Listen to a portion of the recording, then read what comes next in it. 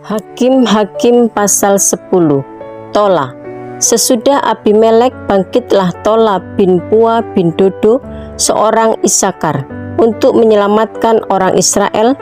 Ia diam di Samir di pegunungan Efraim. Ayat 2. Dan ia memerintah sebagai hakim atas orang Israel 23 tahun lamanya. Kemudian ia mati, lalu dikuburkan di Samir. Yair. Ayat 3. Sesudah dia, bangkitlah Yair, orang Gilead, yang memerintah sebagai hakim atas orang Israel 22 tahun lamanya. Ayat 4. Ia mempunyai 30 anak laki-laki yang mengendarai 30 ekor keledai jantan, dan mereka mempunyai 30 kota yang sampai sekarang disebutkan orang Hawot Yair di tanah Gilead. Ayat 5. Lalu matilah Yair dan dikuburkan di Kamon. Israel ditindas oleh Bani Amon. Ayat 6. Orang Israel itu melakukan pula apa yang jahat di mata Tuhan. Mereka beribadah kepada para Baal dan para Asitoret, kepada para allah orang Aram, para allah orang Sidon, para allah orang Moab, para allah Bani Amon, dan para allah orang Filistin. Tetapi Tuhan ditinggalkan mereka, dan kepada Dia mereka tidak beribadah. Ayat 7. Lalu bangkitlah murka Tuhan terhadap orang Israel, dan Ia menyerahkan mereka ke dalam tangan orang Filistin dan Bani Amon. Ayat 8. Dalam tahun itu juga orang Israel ditindas dan diinjak mereka.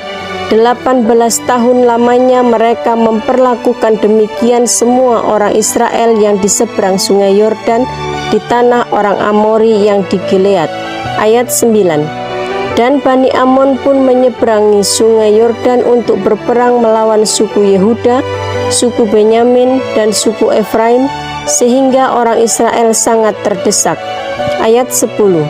Lalu berserulah orang Israel kepada Tuhan, katanya, kami telah berbuat dosa terhadap Engkau, sebab kami telah meninggalkan Allah kami lalu beribadah kepada para Baal. Ayat 11. Tetapi firman Tuhan kepada orang Israel, bukankah aku yang telah menyelamatkan kamu dari tangan orang Mesir, orang Amori, Bani Amon, orang Filistin? Ayat 12. Orang Sidon, suku Amalek, dan suku Maon yang menindas kamu ketika kamu berseru kepadaku. Ayat 13. Tetapi kamu telah meninggalkan aku dan beribadah kepada Allah lain, sebab itu aku tidak akan menyelamatkan kamu lagi. Ayat 14. Pergi sajalah berseru kepada para Allah yang telah kamu pilih itu, biar merekalah yang menyelamatkan kamu pada waktu kamu terdesak. Ayat 15. Kata orang Israel kepada Tuhan, kami telah berbuat dosa, lakukanlah kepada kami segala yang baik di matamu. Hanya tolonglah kiranya kami sekarang ini. Ayat 16. Dan mereka menjauhkan para allah asing dari tengah-tengah mereka, lalu mereka beribadah kepada Tuhan, maka Tuhan tidak dapat lagi menahan hatinya melihat kesukaran mereka. Ayat 17. Kemudian Bani Amon dikerahkan dan berkemah di Gilead, sedang orang Israel berkumpul dan berkemah di Mispa. Ayat 18. Maka para pemimpin bangsa di Gilead berkata seorang kepada yang lain, siapakah orang yang berani memulai peperangan melawan Bani Amon itu? Dialah yang harus menjadi kepala atas seluruh penduduk Gilead. Hakim-Hakim pasal 11. Yefta dan Gilead. Adapun Yefta, orang Gilead itu, adalah seorang pahlawan yang gagah perkasa, tetapi ia anak seorang perempuan sundal. Ayah Yefta ialah Gilead. Ayat 2. Juga istri Gilead melahirkan anak-anak lelaki baginya. Setelah besar anak-anak istrinya ini, maka mereka mengusir Yefta. Katanya kepadanya, engkau tidak mendapat milik pusaka dalam keluarga kami, sebab engkau anak dari perempuan lain. Ayat 3. Maka larilah Yefta dari saudara-saudaranya itu dan diam di tanah Tob. Di sana berkumpullah kepadanya petualang-petualang yang pergi merampok bersama-sama dengan dia. Ayat 4. Beberapa waktu kemudian Bani Amon berperang melawan orang Israel. Ayat 5. Dan ketika Bani Amon itu berperang melawan orang Israel, pergilah para tua-tua Gilead menjemput Yefta dari tanah Tob. Ayat 6. Kata mereka kepada Yefta, "Mari, jadilah panglima kami, dan biarlah kita berperang melawan Bani Amon." Ayat 7. Tetapi kata Yefta kepada para tua-tua Gilead itu, "Bukankah kamu sendiri membenci aku dan mengusir aku dari keluargaku? Mengapa kamu datang sekarang kepadaku pada waktu kamu terdesak?" Ayat 8. Kemudian berkatalah para tua-tua Gilead kepada Yefta, "Memang kami datang kembali sekarang kepadamu, ikutilah kami dan berperanglah melawan Bani Amon, maka engkau akan menjadi kepala atas kami, atas seluruh penduduk Gilead." Ayat 9. Kata Yefta kepada para tua-tua Gilead, "Jadi, jika kamu membawa aku kembali untuk berperang melawan Bani Amon, dan Tuhan menyerahkan mereka kepadaku, maka akulah yang akan menjadi kepala atas kamu." Ayat 10. Lalu kata para tua-tua Gilead kepada Yefta, "Demi Tuhan yang mendengarkannya sebagai saksi antara kita, kami akan berbuat seperti katamu itu." Ayat 11. Maka Yefta ikut dengan para tua-tua Gilead. Lalu bangsa itu mengangkat dia menjadi kepala dan panglima mereka. Tetapi Yefta membawa seluruh perkaranya itu ke hadapan Tuhan di Mizpah. Yefta dan Bani Amon. Ayat 12. Kemudian Yefta mengirim utusan kepada Raja Bani Amon dengan pesan, "Apakah urusanmu dengan aku sehingga engkau mendatangi aku untuk memerangi negeriku?" Ayat 13. Jawab Raja Bani Amon kepada utusan Yefta, "Orang Israel ketika berjalan keluar dari Mesir telah merampas tanahku dari sungai Arnon sampai ke sungai Yabok dan sampai ke sungai Yordan.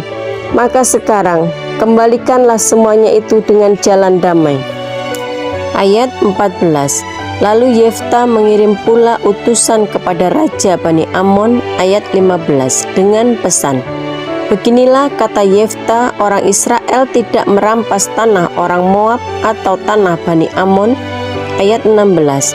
Sebab ketika berjalan keluar dari Mesir, orang Israel melalui padang gurun sampai ke laut Tebraun dan tiba di Kades.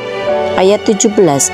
Ketika itu orang Israel mengirim utusan kepada Raja negeri Edom dengan permintaan, "Izinkanlah kiranya kami berjalan melalui negerimu ini."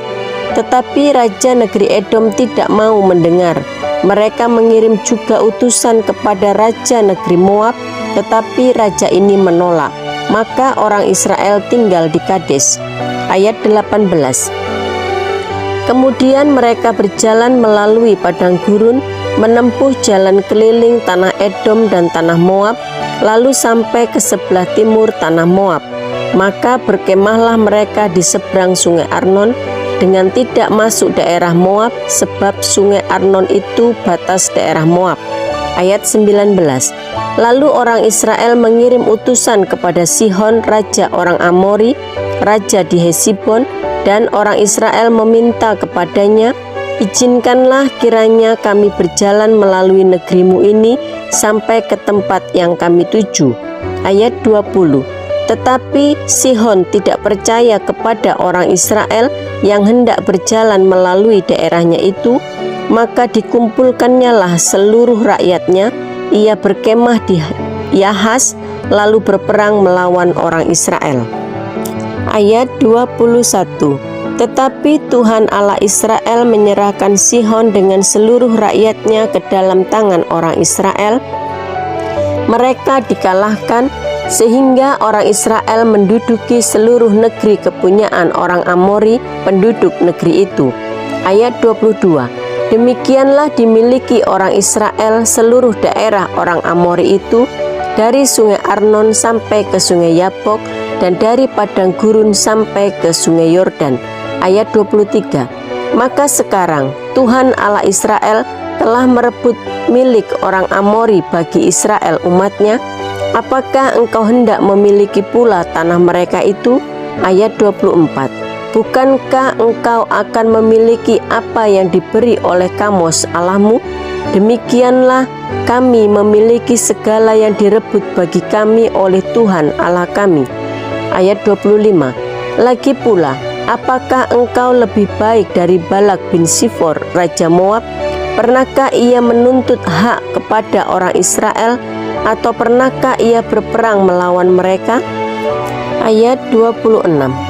Ketika orang Israel diam di Hesibon dengan segala anak kotanya, di Aroer dengan segala anak kotanya, dan di segala kota sepanjang kedua tepi sungai Arnon selama 300 tahun, mengapa pada waktu itu engkau tidak melepaskan kota-kota itu?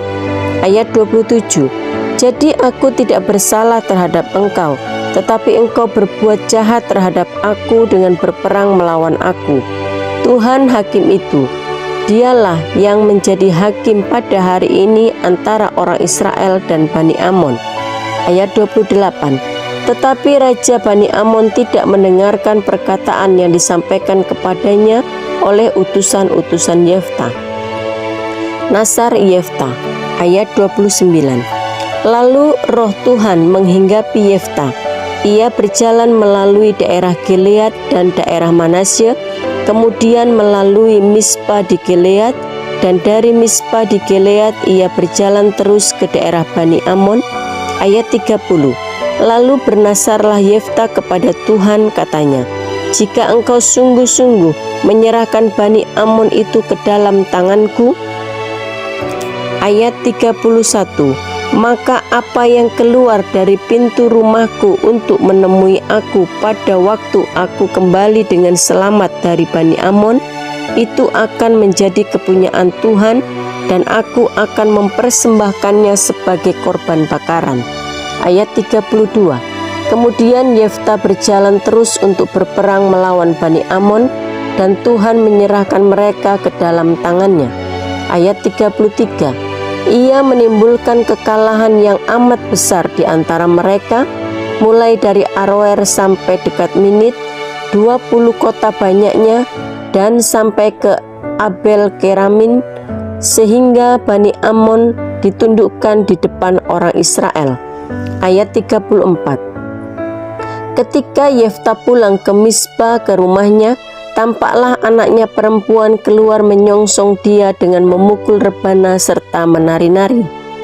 Dialah anaknya yang tunggal, selain dari dia tidak ada anaknya laki-laki atau perempuan. Ayat 35. Demi dilihatnya dia, dikoyakkannya lah bajunya sambil berkata, "Ah anakku, engkau membuat hatiku hancur luluh, dan engkaulah yang mencelakakan aku.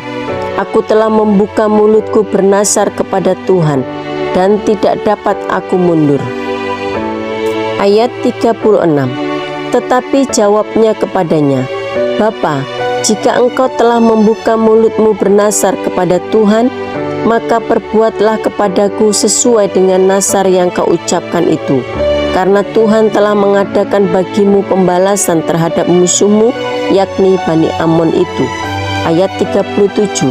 Lagi katanya kepada ayahnya, "Hanya izinkanlah aku melakukan ini, berilah keluasan kepadaku 2 bulan lamanya, supaya aku pergi mengembara ke pegunungan dan menangisi kegadisanku bersama-sama dengan teman-temanku." Ayat 38. Jawab Yefta, "Pergilah." Dan ia membiarkan dia pergi 2 bulan lamanya. Maka pergilah gadis itu bersama-sama dengan teman-temannya menangisi kegadisannya di pegunungan. Ayat 39. Setelah lewat kedua bulan itu, kembalilah ia kepada ayahnya, dan ayahnya melakukan kepadanya apa yang telah dinasarkannya itu. Jadi gadis itu tidak pernah kenal laki-laki dan telah menjadi adat di Israel. Ayat 40. Bahwa dari tahun ke tahun anak-anak perempuan orang Israel selama 4 hari setahun meratapi anak perempuan Yefta orang Gilead itu. Hakim-Hakim pasal 12. Yefta dan Efraim. Dikerahkanlah orang Efraim, lalu mereka bergerak ke Safon, dan mereka berkata kepada Yefta, "Mengapa engkau bergerak untuk memerangi Bani Amon dengan tidak memanggil kami untuk maju bersama-sama dengan engkau? Sebab itu kami akan membakar rumahmu bersama-sama kamu." Ayat 2. Tetapi jawab Yefta kepada mereka, "Aku dan rakyatku telah terlibat dalam peperangan yang hebat dengan Bani Amon. Lalu aku memanggil kamu, tetapi kamu tidak datang menyelamatkan aku dari tangan mereka." Ayat 3. Ketika kulihat bahwa tidak ada yang datang menyelamatkan aku, maka aku mempertaruhkan nyawaku, dan aku pergi melawan Bani Amon itu, dan Tuhan menyerahkan mereka ke dalam tanganku. Mengapa pada hari ini kamu mendatangi aku untuk berperang melawan aku? Ayat 4. Kemudian Yefta mengumpulkan semua orang Gilead, lalu mereka berperang melawan suku Efraim, dan orang-orang Gilead mengalahkan suku Efraim itu, sebab orang-orang itu mengatakan, "Kamulah orang-orang yang telah lari dari suku Efraim." Kaum Gilead itu tidak ada di tengah-tengah suku Efraim dan suku Manasye. Ayat 5. Untuk menghadapi suku Efraim itu, maka orang Gilead menduduki tempat-tempat penyeberangan sungai Yordan. Apabila dari suku Efraim ada yang berlari dan berkata, "Biarkanlah aku menyeberang," maka orang Gilead berkata kepadanya, "Orang Efraimkah engkau?" Dan jika ia menjawab, "Bukan." Ayat 6. Maka mereka berkata kepadanya, "Coba katakan dahulu Sibolet."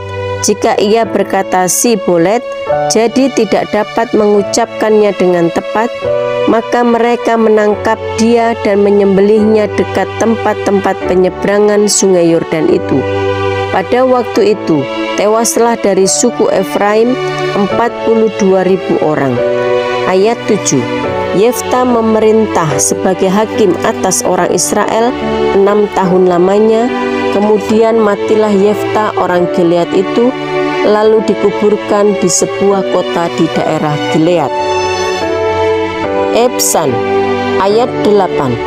Sesudah dia, maka Ebsan dari Betlehem memerintah sebagai hakim atas orang Israel. Ayat 9. Ia mempunyai 30 anak laki-laki, 30 anaknya perempuan dikawinkannya keluar kaumnya, dan 30 anak perempuan diambilnya dari luar kaumnya untuk anak-anaknya lelaki itu. Ia memerintah atas orang Israel 7 tahun lamanya. Ayat 10. Kemudian matilah Ebsan lalu dikuburkan di Betlehem.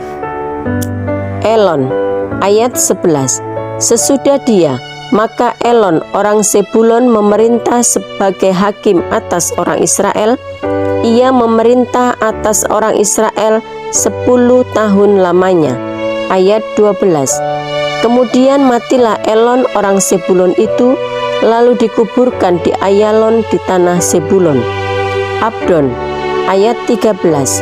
Sesudah dia, maka Abdon bin Hillel orang Piraton memerintah sebagai hakim atas orang Israel. Ayat 14. Ia mempunyai 40 anak laki-laki dan 30 cucu laki-laki yang mengendarai 70 ekor keledai jantan. Ia memerintah atas orang Israel 8 tahun lamanya. Ayat 15. Kemudian matilah Abdon bin Hillel orang Piraton itu, lalu dikuburkan di Piraton di tanah Efraim di pegunungan orang Amalek.